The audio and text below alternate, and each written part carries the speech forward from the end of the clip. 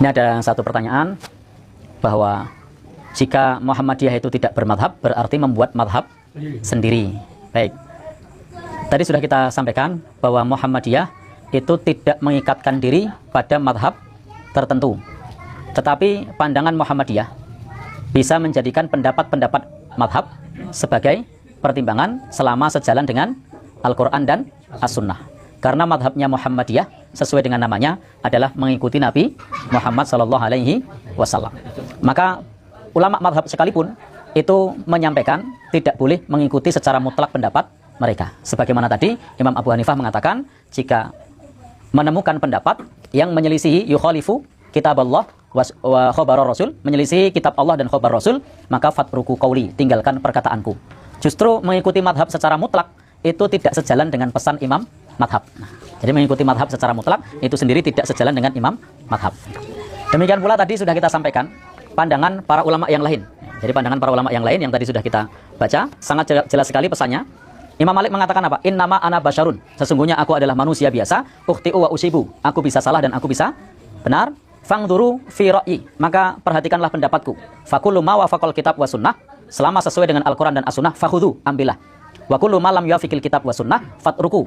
Dan selama tidak sesuai dengan Al-Quran dan As-Sunnah, tinggalkanlah. Justru Muhammadiyah itu sejalan dengan 4 madhab. Karena ulama madhab seperti Imam Abu Hanifah mengatakan kalau perkataannya menyelisih Al-Quran dan As-Sunnah, tinggalkan. Imam Malik juga mengatakan setiap perkataan yang menyelisih dengan Al-Quran dan As-Sunnah, fatruku, tinggalkan. Demikian pula Imam Asy-Syafi'i juga mengucapkan kalimat yang hampir mirip.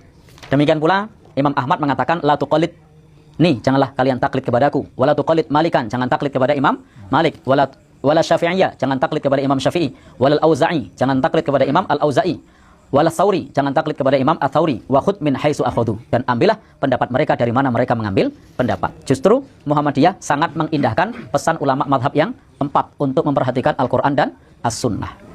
Apakah kemudian tidak mengikatkan diri kepada madhab itu madhab? Ya, itu madhab. Madhab itu apa toh? Pandangan.